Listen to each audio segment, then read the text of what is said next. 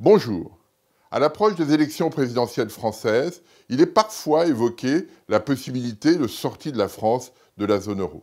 Cette éventualité pose un certain nombre de questions et génère des remarques.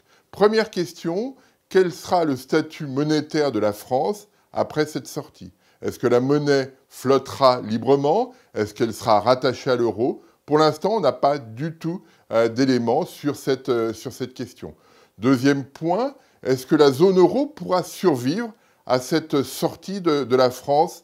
Ça, c'est une vraie question, parce que la zone euro est formée principalement du couple franco-allemand. Si l'un des deux sort de la zone euro, eh bien, il est probable que la zone euro se disloque et crée une véritable incertitude sur l'économie européenne.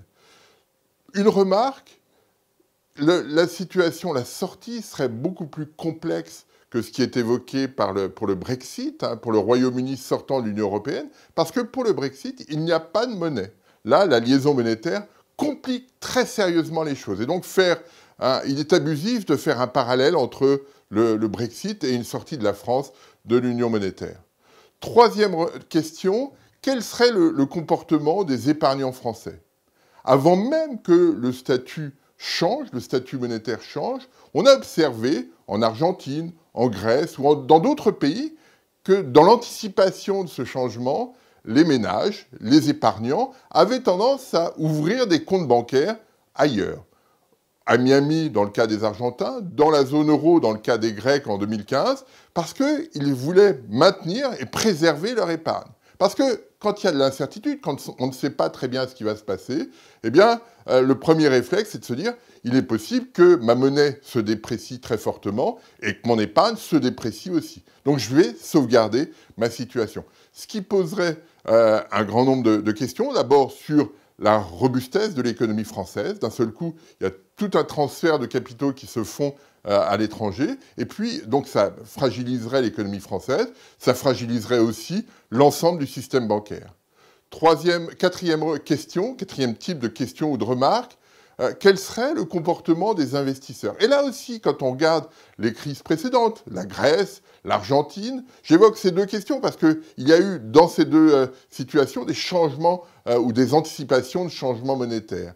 Dans ces conditions, les investisseurs étrangers, parce qu'il y a de l'incertitude, n'ont qu'une envie, c'est de sortir de cet actif. On a vu cette situation en Argentine, on l'a vu en Grèce dans les années 2013, 14, 15, et la conséquence de cela, c'est des taux d'intérêt qui progressent très fortement. Il y a une défiance vis-à-vis de la dette publique, il y a une défiance vis-à-vis de la situation locale, et de ce point de vue-là, on a un vrai problème.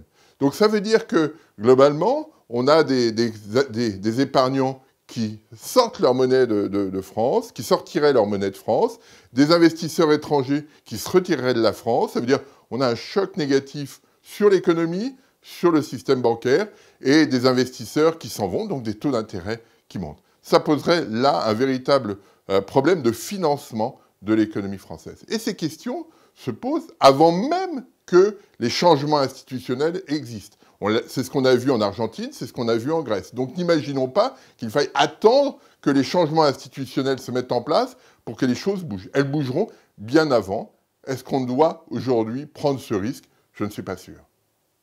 Je vous remercie.